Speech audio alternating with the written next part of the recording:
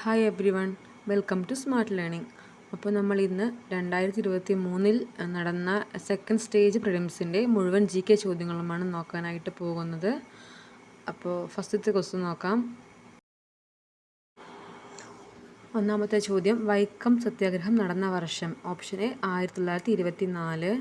അടുത്ത ചോദ്യം, പോർച്ചുഗീസുകാരുടെ കയ്യിൽ നിന്ന് ചാലിയം കോട്ട തിരിച്ചുപിടിക്കാൻ സാമൂതിരി സഹായിച്ചത് ആര്? Option C Kunjali Marakkar. മൂന്നാമത്തെ ചോദ്യം, താഴെ പറയുന്നവയിൽ വള്ളത്തോൾ നാരായണ മേനോൻ്റെ കൃതി അല്ലാത്തത് ഏത്?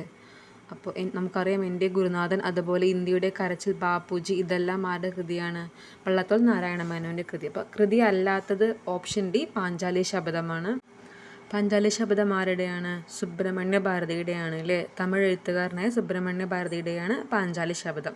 ഇനി നാലാമത്തെ ചോദ്യം, ഭാരതീയ റിസർവ് ബാങ്കിൻ്റെ ആസ്ഥാനം എല്ലാവർക്കും അറിയുന്ന ചോദ്യമാണ്. ഓപ്ഷൻ ബി മുംബൈ ആണ് കറക്റ്റ് ആയിട്ടുള്ള ആൻസർ. താഴെ പറയുന്നവയിൽ രാഷ്ട്രത്തിൻ്റെ നിർബന്ധിതമായ ചുമതല ഏത്? ഓപ്ഷൻ ഡി അവകാശ സംരക്ഷണമാണ് നിർബന്ധിതമായ ചുമതല. ഇത് മൗലികമായ അവകാശത്തിൽ വരുന്നതാണ്. അതുപോലെ ബാക്കി 3 ഓപ്ഷനും നിർദ്ദേശക തത്വങ്ങളിൽ വരുന്ന കാര്യങ്ങളാണ്. ഇനി സതി എന്ന ശ്രദ്ധേയമായ ചിത്രം താഴെ പറയുന്നവരിൽ ആരുമായി ബന്ധപ്പെട്ടിരിക്കുന്നു? Option C Nandalal Bose. നന്ദലാൽ ബോസിൻ്റെ തന്നെ മറ്റൊരു ഫേമസ് ആയിട്ടുള്ള പെയിൻറ്റിംഗ് ആണ് ഗ്രാമീണ ചെണ്ടക്കാരനുള്ളത്. PSC മുൻപ് ചോദിച്ചിട്ടുണ്ട്. അതുപോലെ അബനീന്ദ്രനാഥ് ടാഗോറിൻ്റെ ഫേമസ് ആയിട്ടുള്ള പെയിൻറ്റിംഗ് ആണ് ഭാരത് മാതാ.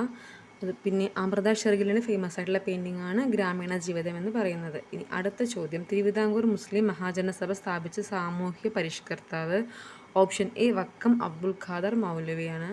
മലയാളത്തിലെ ആദ്യത്തെ വ്യാകരണ ഗ്രന്ഥം തയ്യാറാക്കിയത് ആര്? Option C doctor Angelos Francis ആണ്. ഇനി 9ാമത്തെ ചോദ്യം, ഇന്ത്യയിൽ അനുഭവപ്പെടുന്ന പ്രാദേശികവാദം? ഓപ്ഷൻ സി ലൂ ആണല്ലേ. അപ്പോൾ നമുക്കറിയാം ഈ ഓപ്ഷനിലാകെ ലൂ മാത്രമേ ഇന്ത്യയിലുള്ള പ്രാദേശികവാദം, ബാക്കിയെല്ലാം ഇന്ത്യക്ക് പുറത്തുള്ള രാജ്യങ്ങൾ അനുഭവപ്പെടുന്നതാണ്. ഇനി അടുത്ത ചോദ്യം, മാരക രോഗമായ നിപ്പയ്ക്ക് കാരണം ഏതാണ്? അപ്പോൾ ഓപ്ഷൻ ഡി വൈറസ് ആണ് കറക്റ്റായിട്ടുള്ള ആൻസർ. ഈ നിപ്പ വൈറസ് എന്ന് പറയുന്നത് നമുക്കറിയാം ഒരു സൂണോട്ടിക് വൈറസ് ആണ് അല്ലേ. ഇനി അടുത്ത ക്വസ്റ്റ്യൻ, ഇന്ത്യയുടെ അതിർത്തി ശരിയായി ക്രമപ്പെടുത്തുക? ഓപ്ഷൻ ബി ആണ് കറക്റ്റായിട്ടുള്ള ആൻസറായിട്ട് വരുന്നത്. അപ്പോൾ കിഴക്ക് ഏതാണെന്ന് നമുക്കറിയാം, ബംഗാൾ ഉൾക്കടലാണെന്നറിയാം. അതുപോലെ പടിഞ്ഞാറ് ഏതാണെന്ന് നമുക്കറിയാം, അറബിക്കടലാണെന്നറിയാം അല്ലേ. തെക്ക് ഏതാണ്? ഇന്ത്യൻ മഹാസമുദ്രമാണ്. അതുപോലെ വടക്ക് ഹിമാലയ പർവ്വതമാണ്. ഇനി അടുത്ത ചോദ്യം, ഇന്ത്യയുടെ ഭക്ഷ്യ കലവറ എന്നറിയപ്പെടുന്നത്? സമതലങ്ങൾ. ഓപ്ഷൻ എ സമതലങ്ങളാണ് കറക്റ്റായിട്ടുള്ള ആൻസർ. ഇന്ത്യൻ സമ്പദ് വ്യവസ്ഥയുടെ നട്ടെല്ല്, അതുപോലെ തന്നെ ഇന്ത്യയുടെ ഭക്ഷ്യക്കലവറ, ധാന്യക്കലവറ എന്നെല്ലാം അറിയപ്പെടുന്നത് ഉത്തര മഹാസമതലമാണ്. ഇനി അടുത്ത ചോദ്യം, ഇന്ത്യയിലെ ഏറ്റവും വലിയ പീഠഭൂമി ഏത്? ഓപ്ഷൻ ഡി ഡക്കാൻ പീഠഭൂമിയാണ് കറക്റ്റായിട്ടുള്ള ആൻസർ. ഡക്കാൻ പീഠഭൂമി എന്ന് പറയുന്നത് ഒരു ലാവ പീഠഭൂമിയാണ്. അതുപോലെ തന്നെ ത്രികോണാകൃതിയിലാണ് കാണപ്പെടുന്നതൊക്കെ നമുക്ക് അറിയുന്ന കാര്യങ്ങളാണ്. അതുമാത്രമല്ല ഏറ്റവും കൂടുതൽ അവിടെ കാണപ്പെടുന്നത് ബസാൾട്ട് ശിലകളാണ്. അടുത്ത ചോദ്യം, ഇന്ത്യയിലെ ഏറ്റവും വലിയ കൽക്കരിപ്പാടം ഏത്? ഓപ്ഷൻ എ ജാറിയ ആണ് കറക്റ്റായിട്ടുള്ള ആൻസർ. ജാറിയ സ്ഥിതി ചെയ്യുന്നത് ജാർഖണ്ഡിലാണ്. അടുത്ത ചോദ്യം, താഴെ കൊടുത്തിട്ടുള്ളവയിൽ നിന്നും പുനഃസ്ഥാപന ശേഷിയുള്ളതും ചെലവ് കുറഞ്ഞതും പരിസ്ഥിതി പ്രശ്നങ്ങൾ ഉണ്ടാക്കാത്തതുമായ ഊർജ്ജ സ്രോതസ്സുകൾ കണ്ടെത്തുക. നമുക്ക് ഓപ്ഷൻ കണ്ടാൽ തന്നെ മനസ്സിലാവും. വേലിയോർജ്ജം ഒരു പ്രശ്നങ്ങൾ ഉണ്ടാക്കുന്നില്ല, അതുപോലെ പുനഃസ്ഥാപിക്കാൻ കഴിയുന്നതാണ്. പിന്നെ ജൈവവാതകവും അതേപോലെ സൗരോർജ്ജവും നമുക്ക് പുനഃസ്ഥാപിക്കാൻ കഴിയും. പ്രകൃതിക്ക് പ്രത്യേകിച്ച് ദോഷങ്ങളൊന്നും ഉണ്ടാക്കുന്നില്ല. അപ്പോൾ അതിൻ്റെ കറക്റ്റായിട്ടുള്ള ആൻസർ ഓപ്ഷൻ സി 2, 3, 5 എന്നുള്ളതാണ്. ഇനി അടുത്ത ചോദ്യം, താഴെ തന്നിരിക്കുന്നവയിൽ ഖാരിഫ് വിളകൾ അല്ലാത്തത് ഏതെല്ലാം? Option D 2, 3, 4, 8. അതായത് ഗോതമ്പ്, കടുക്, പുകയില, പിന്നെ പഴവർഗ്ഗങ്ങൾ, ഇവയൊക്കെയാണ് ഖാരിഫ് വിളകൾ അല്ലാത്തത്. പഴവർഗ്ഗങ്ങൾ നമുക്കറിയാം സൈദ് വിളയാണ്. അതുപോലെ തന്നെ ഗോതമ്പും പുകയിലയും കടുകും ഒക്കെ റാബി വിളയാണ്. അടുത്ത ചോദ്യം, യൂണിവേഴ്സൽ ഫൈബർ എന്നറിയപ്പെടുന്നത്? ഓപ്ഷൻ ബി പരുത്തിയാണ്. അപ്പോൾ അതേപോലെ തന്നെ ചണത്തിന് ഒരു വിശേഷണമുണ്ട്, അത് നമുക്ക് എല്ലാവർക്കും അറിഞ്ഞിരിക്കേണ്ട ഒരു കാര്യമാണ്. ഗോൾഡൻ ഫൈബർ അഥവാ സുവർണ്ണനാര് എന്നറിയപ്പെടുന്നത് ചണമാണ്. അടുത്ത ചോദ്യം, കരിമ്പ് കൃഷിയുമായി ബന്ധമില്ലാത്ത പ്രസ്താവന ഏത്? ഓപ്ഷൻ സി കരിമ്പ് ഉൽപ്പാദനത്തിൽ ഇന്ത്യക്ക് 1ാം സ്ഥാനമാണുള്ളത് എന്നതാണ് തെറ്റായിട്ടുള്ള പ്രസ്താവന. അപ്പോൾ ഇന്ത്യക്ക് 2ാം സ്ഥാനമാണ് കരിമ്പ് ഉൽപ്പാദനത്തിലുള്ളത്. 1ാം സ്ഥാനം ബ്രസീലിനാണ്. ഇപ്പോൾ 2023-24 കണക്ക് പ്രകാരം 1ാം സ്ഥാനവും ബ്രസീലിനും 2ാം സ്ഥാനം ഇന്ത്യക്കുമാണ്. അടുത്ത ചോദ്യം, സമത്വ സമാജം എന്ന പ്രസ്ഥാനം സ്ഥാപിച്ചതാര്? ഓപ്ഷൻ എ വൈകുണ്ഠ സ്വാമികൾ. ഇനി 20ാമത്തെ ക്വസ്റ്റ്യൻ, കറണ്ട് അഫെയറിൽ റീസെൻ്റായിട്ട് നടക്കുന്ന എല്ലാ എക്സാമുകളിലും ചോദിച്ചുകൊണ്ടിരിക്കുന്ന ഒരു ചോദ്യമാണ്. ചന്ദ്രയാൻ 3 വിക്ഷേപിച്ചതെന്ന്? ഓപ്ഷൻ ഡി 2023 ജൂലൈ 14 കറക്റ്റായിട്ടുള്ള ആൻസർ. അപ്പോൾ ഡേറ്റും മാസങ്ങളും അതുപോലെ ഒക്കെ ചെറിയ വ്യത്യാസത്തിൽ ഇങ്ങനെ കൊടുക്കാറുണ്ട്. അപ്പോൾ നന്നായി ശ്രദ്ധിച്ച് പഠിച്ച് വെക്കേണ്ട ഒരു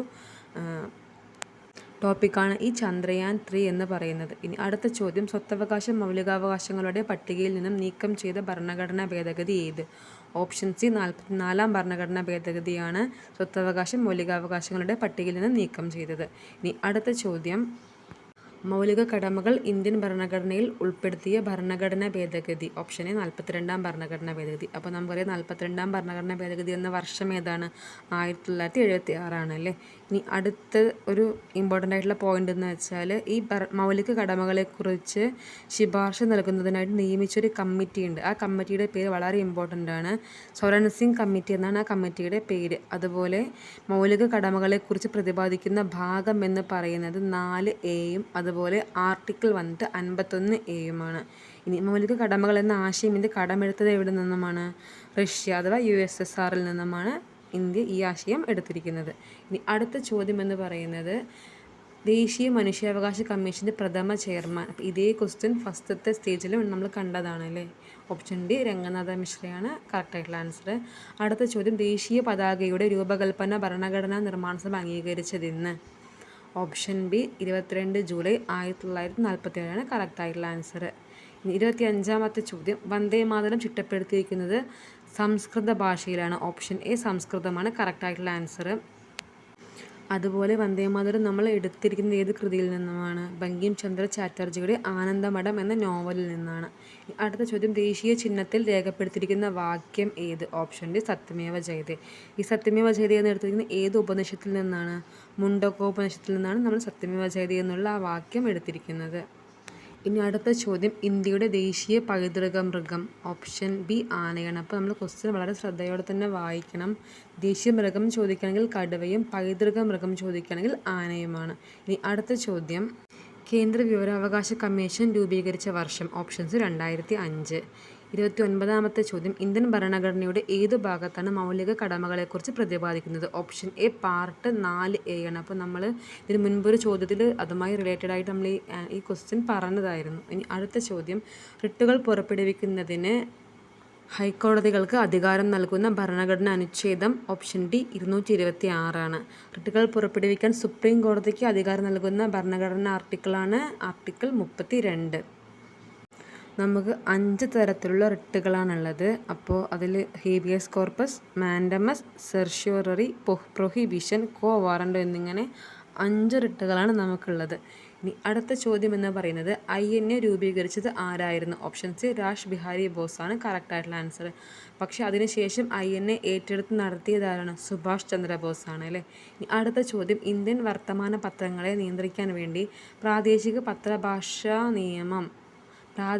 ഭാഷാ പത്ര നിയമം നടപ്പിലാക്കിയത് ആര്? ഓപ്ഷൻ എ ലിട്ടൺ പ്രഭുവാണ് കറക്റ്റായിട്ടുള്ള ആൻസർ. അതുപോലെ വിധവകൾക്ക് വിദ്യാഭ്യാസം നൽകുന്നതിനായി പണ്ഡിത രമാബായി ബോംബെയിൽ സ്ഥാപിച്ച സ്ഥാപനം ഏതായിരുന്നു? ഓപ്ഷൻ ബി ശാരദാ സദനാണ് കറക്റ്റായിട്ടുള്ള ആൻസർ. പ്രാർത്ഥനാ സമാജം സ്ഥാപിച്ചത് ആരാണ്? ആത്മാറാം പാണ്ഡുരംഗാണ്. അതുപോലെ തന്നെ ഹിതകാരിണി സമാജം സ്ഥാപിച്ചത് വീരേശലിംഗം പന്തലുവാണ്, ആന്ധ്രയിലാണ് സ്ഥാപിച്ചത്. ഇനി അടുത്തത് തിയോസഫിക്കൽ സൊസൈറ്റി ആരാണ് സ്ഥാപിച്ചത്? ആനി ബസന്റ് ആണ്. ശരിക്കും തിയോസഫിക്കൽ സൊസൈറ്റി എന്ന് പറയുന്നത് അമേരിക്കയിലെ ന്യൂയോർക്കിൽ സ്ഥാപിച്ചൊരു സംഘടനയാണ്. അപ്പോൾ അവിടുത്തെ അതിൻ്റെ നേതാക്കൾ എന്ന് പറയുന്നത് മാഡം ബ്ലാവറ്റ്സ്കിയും അതുപോലെ കേണൽ ഓൾക്കോട്ടുമാണ്. ഈ തിയോസഫിക്കൽ സൊസൈറ്റിയുടെ ഇന്ത്യയിലെ മെയിനായിട്ടുള്ള ആളായിരുന്നു ആനി ബസന്റ് എന്ന് പറയുന്നത്. അതിൻ്റെ കേന്ദ്രം വന്നിട്ട് മദ്രാസിലെ അടയാറായിരുന്നു. ഇനി അടുത്ത ചോദ്യം, ഇന്ത്യയുടെ അഭിമാന സ്ഥാപനമായ ISRO രൂപീകൃതമായ വർഷം. Option D 1969. 35-ാമത്തെ ചോദ്യം, ഇന്ത്യൻ ഭരണഘടനാ നിർമ്മാണ സഭയുടെ അധ്യക്ഷൻ ആരായിരുന്നു? Option B doctor Rajendra Prasad ആയിരുന്നു അധ്യക്ഷൻ. അടുത്ത ചോദ്യം, നമ്മുടെ ദേശീയ ഗീതമായ വന്ദേമാതരം എടുത്തത് ഏത് കൃതിയിൽ നിന്ന്? ഓപ്ഷൻ എ ആനന്ദമഠമാണ് കറക്റ്റായിട്ടുള്ള ആൻസർ. നമ്മൾ കുറച്ച് മുന്നേ പറഞ്ഞതായിരുന്നു. ഇനി അടുത്ത ചോദ്യം, ആരുടെ ജന്മദിനമാണ് ദേശീയ വിദ്യാഭ്യാസ ദിനമായി ആചരിക്കുന്നത്? ബ്രാക്കറ്റിൽ ഡേറ്റ് കൊടുത്തിട്ടുണ്ട്, നവംബർ 11. കറക്റ്റായിട്ടുള്ള ആൻസർ ഏതാണ്? Option D Maulana Abdul Kalam Azad. ഇനി സംസ്ഥാന പുനഃസംഘടനാ കമ്മീഷൻ്റെ ഭാഗമല്ലാത്തത് ആര്? ഓപ്ഷൻ സി VP മേനോനാണ്. VP മേനോൻ ഏതുമായിട്ടാണ് ബന്ധപ്പെട്ടിരിക്കുന്നത്? നാട്ടുരാജ്യ സംയോജനവുമായാണ് ബന്ധപ്പെട്ടിരിക്കുന്നത്. ഈ ബാക്കി 3 പേരുമാണ് സംസ്ഥാന പുനഃസംഘടനാ കമ്മീഷനുമായി ബന്ധപ്പെട്ടിരിക്കുന്നത്.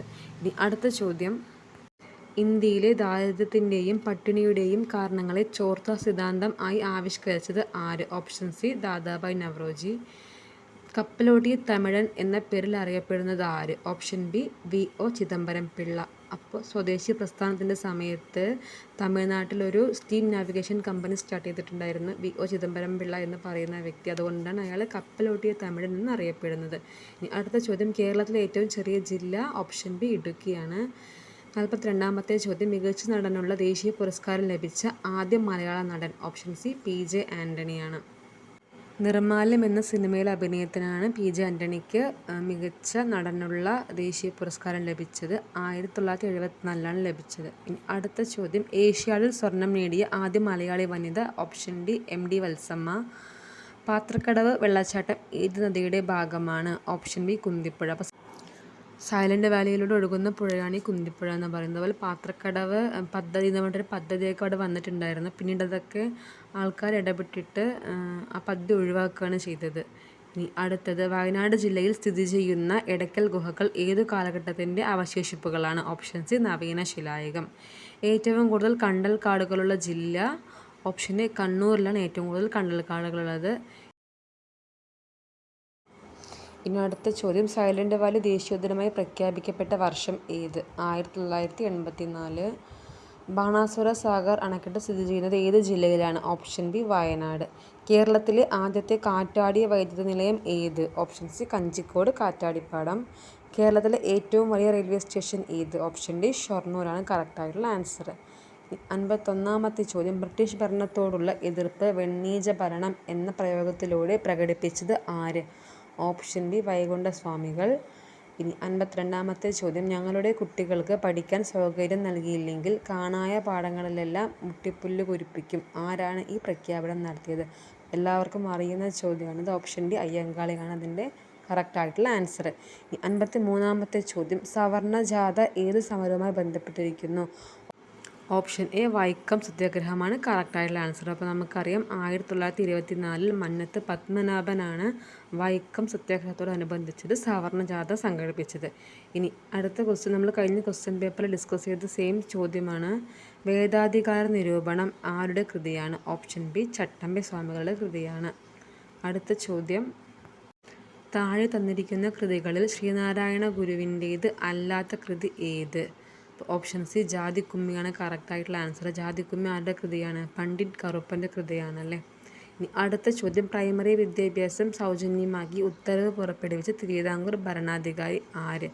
Option A Gauri Parvathi Bai. നമുക്ക് കാണാൻ പറ്റും ഒരുപാട് ക്വസ്റ്റ്യൻസ് റിപ്പീറ്റഡ് ആയിട്ട് ചോദിക്കുന്നുണ്ട്. അപ്പോൾ ഈ ക്വസ്റ്റ്യൻസും റിലേറ്റഡ് ഫാക്റ്റും SCERT കറക്റ്റായിട്ട് ഫോളോ ചെയ്താൽ തന്നെ നമുക്ക് അത്യാവശ്യം നല്ല മാർക്ക് സ്കോർ ചെയ്യാനായിട്ട് പറ്റും. അടുത്ത ചോദ്യം, പഴശ്ശിരാജാവിൻ്റെ ജീവിതം ഇതിവൃത്തമാക്കിയ നോവൽ ആണ് കേരള സിംഹം. ഇത് രചിച്ചത് ആര്? ഓപ്ഷൻ ബി സർദാർ KM പണിക്കറാണ് കറക്റ്റായിട്ടുള്ള ആൻസർ. ഇനി 58ാമത്തെ ചോദ്യം, 1916 മലബാർ ജില്ലാ കോൺഗ്രസിൻ്റെ ആദ്യ സമ്മേളനം പാലക്കാട് വെച്ച് നടന്നു. ആരുടെ അധ്യക്ഷതയിൽ എന്നാണ് ചോദ്യം. അപ്പോൾ ഇതിൻ്റെ ആൻസർ ഓപ്ഷൻ ഡി ആനി ബസൻ്റാണ് കറക്റ്റായിട്ടുള്ള ഉത്തരം. ഇനി 59ാമത്തെ ചോദ്യം, പ്രത്യക്ഷ രക്ഷാ ദൈവസഭയുടെ രൂപീകരണത്തിന് നേതൃത്വം നൽകിയത് ആര്? ഓപ്ഷൻ എ കുമാര ഗുരുദേവനാണ് കറക്റ്റായിട്ടുള്ള ആൻസർ. ഇനി സെക്ഷനിൽ ലാസ്റ്റത്തെ GK ചോദ്യമാണ്. 60ാമത്തെ ചോദ്യം, ഇന്ത്യൻ നാഷണൽ കോൺഗ്രസിൻ്റെ അധ്യക്ഷ പദവിയിലിരുന്ന ഒരേ ഒരു മലയാളിയായിരുന്ന? Option A Chettur Sankaran Nair. അപ്പോൾ ഇത് PSC ഒരുപാട് തവണ ചോദിച്ച ചോദ്യമാണ്, ഇപ്പോഴും ചോദിച്ചുകൊണ്ടിരിക്കുന്ന ഒരു ചോദ്യമാണ്. INC-യിൽ ആകെ മലയാളിയായിട്ട് അധ്യക്ഷ പദവിയിലിരുന്നത് ചേറ്റൂർ ശങ്കരൻ നായർ മാത്രമാണ്. അപ്പോൾ ഇന്നത്തെ ക്ലാസ്സിൽ ഇത്ര ചോദ്യങ്ങളെ നമ്മൾ ഡിസ്കസ് ചെയ്യുന്നുള്ളൂ. ഇനി അടുത്ത ക്ലാസ്സിൽ അടുത്ത ക്വസ്റ്റ്യൻ പേപ്പറിലെ GK ചോദ്യങ്ങളുമായിട്ട് നമുക്ക് കാണാം. അപ്പോൾ എല്ലാവരും നന്നായിട്ട് പഠിക്കും, നന്നായിട്ട് റിവൈസ് ചെയ്യുക.